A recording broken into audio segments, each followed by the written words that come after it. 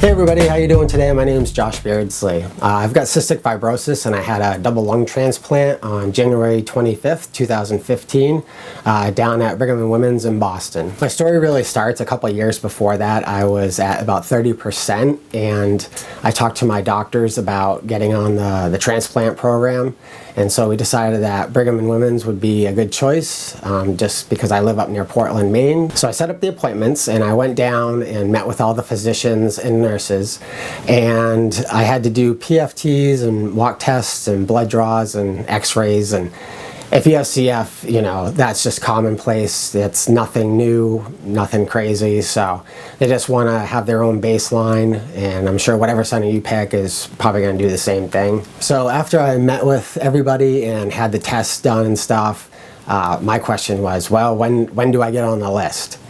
And the basic answer was, you know, when you're bad enough. So even though you don't feel well, there is certain markers that they have to check off to basically approve you to get on transplant list. Some things that they bring up during the workup process is, you know, are you safe at home? Do you drive? Are you married? Do you have kids? Another huge one is your support system. What do you have for a support system?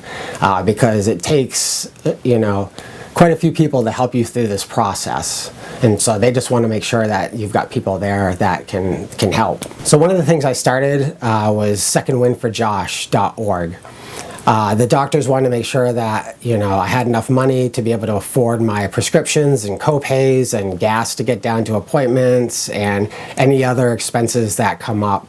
They want to make sure that I'm able to afford my meds and take my meds and stay healthy and do what I'm supposed to do. I'm so grateful to everyone who helped out in fundraising and all the different events that were held for me and continue to be held. So I appreciate it. Thank you. In June 2014, I was doing a hospital stay at Brigham and Women's, and during that stay, I was informed that I was put onto the transplant list. And I was really excited, but at the same time, I was also really nervous because it's such a huge deal, and then the element of surprise where you never know like when you're going to get this phone call that you're going to be able to get some new lungs. So a couple months later, October 15th, 2014, I was doing a hospital stay at Maine Medical Center this time, and I got a phone call in the middle of the night from Brigham and Women's saying that they have a potential match for me and that I should come on down to the emergency room. Got discharged out of the hospital. We drove down to the ER at Brigham and Women's, and we waited. My family members came down, and it was a very emotional time. We were saying our goodbyes, we were telling stories, we were hoping for the best outcome if this was to go through. So I got moved into another kind of pre-op waiting area, and my wife came with me, and we were sitting there telling stories and trying to laugh and, you know, think the most positive outcome that we could. And we were waiting there for a while, and then one of the physicians came out and said that the lungs didn't look good after all, and that they weren't going to do the operation. In a way, it was a relief that I wasn't going to go through the surgery because, you know, I was quite nervous about it, to be honest with you. But at the same time, it was, you know, disheartening because it was getting quite challenging for me at that time, and I really wanted, you know, I wanted to breathe. So we packed up our stuff and we headed back home and just got back into the daily routine, daily grind of things.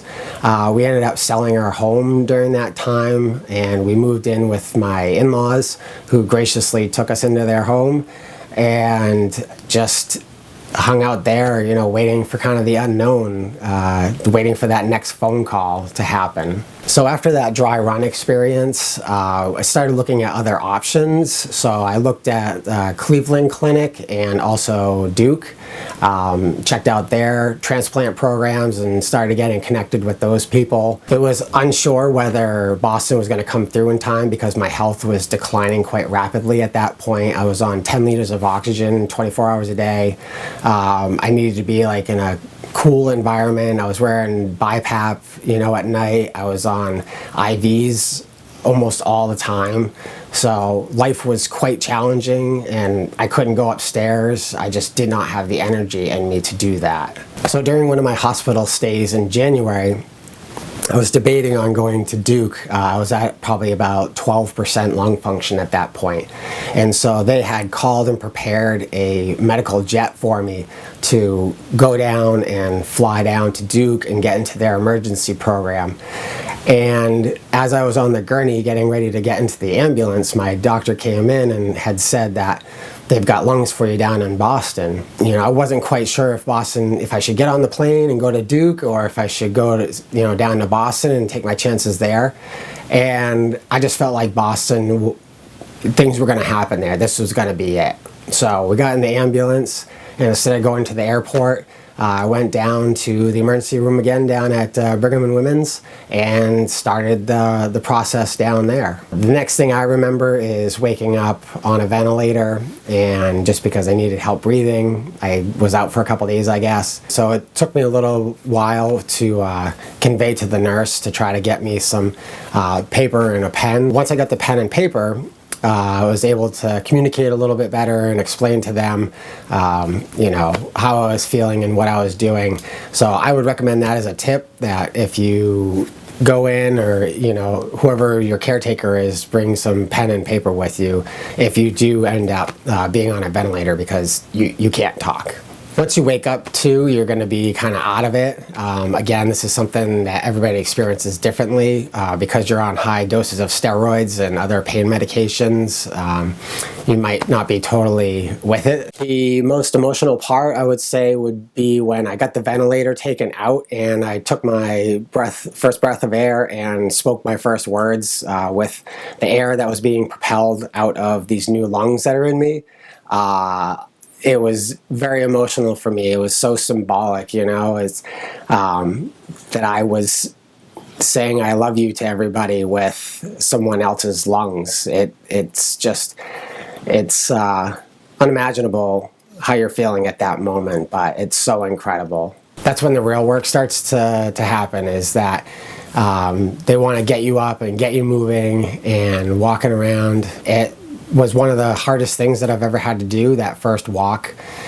But after I got that out of the way, I was out there as much as I could walking, because I knew that was my ticket to get home, and I really wanted to get home and start healing. On a day-to-day basis, it was very gratifying to get like a chest tube pulled out or something else taken out of you as you started healing, and your body is doing better throughout the weeks that you're there. Each day you're just like, okay, what tube's going to come out, All the food tastes like Mrs. Dash to me at the time. I don't know if it was the meds or not, but I'm not a huge fan of Mrs. Dash, so everything tasted pretty horrible. So that made it kind of challenging to eat and feel like I wanted to eat, just because everything tasted and smelled disgusting to me. And I've talked to a couple other people, and they have similar stories where things just did not taste right to them. So it does go away. So my goal was to walk out on my own after 2.5 weeks, and I was able to accomplish that just by walking and getting up and trying to build my strength back up. After I left the hospital, I ended up staying in York, Maine. My aunt has a condo that she offered us. So I stayed there for about 3 months while I was healing. It was just easier to get down to Boston and a lot quicker. My parents stayed with me, and they helped me out tremendously. As far as rehab or anything like that, I didn't go to an official rehab. I just walked up and down stairs. I also had some rubber stretchy bands that I used to gain arm strength back. I would just go around and do little mini exercises, pushing off walls, pushing off chairs, just practicing balancing moves and stuff like that. And eventually I got stable enough on my feet that I would start going out for walks around the town. So I didn't have to go to like an actual physical therapy center. I just did it on my own. I had to go back in and get a sternal revision, which basically means they cut me back open and had to adjust some ribs and things like that. I was having some pressure on my ribs and everything, and after that surgery, things felt a lot better. I was away from my family. My wife was working, my kids were in school, and I didn't want my kids to really see me in that condition. So it took me about 3 months to go and get back home to them. After about the 6-month mark, I felt great again. I had my balance back, my strength was coming back, I was gaining weight. There's a few things that I'm not supposed to do. One of them is to eat at any buffet, food buffet, just because of it's open and anything could get on there that would not be good for my immune system. You can't eat grapefruit because some medications you're not allowed to eat grapefruit on. You can't garden. So I'm not supposed to be digging around in the dirt and stuff like that. It's really about it. There's a few food limitations, but it's nothing crazy. I take a handful of meds now. It's really not much to it. It's way easier than it was before. I had my lung transplant. Before that I was doing nebs and IVs and chest PT and the vest and just all this stuff. And now I just take a handful of pills and everything's okay. I would do it again in a second because it's changed my life forever.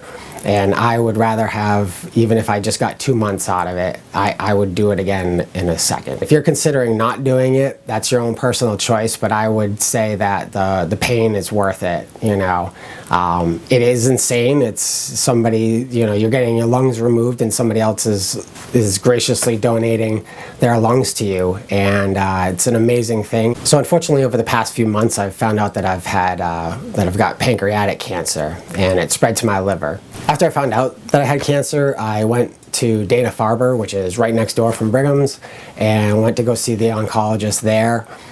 We came up with a treatment plan, and right now I'm going into my 3rd round of chemo, and things have gotten a lot better.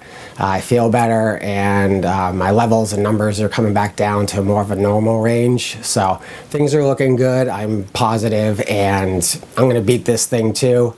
I'm not ready to check out anytime soon here, so I'm just going to keep having fun, having a good time, and I hope you all do too. I hope you found this informative. Thank you so much for watching.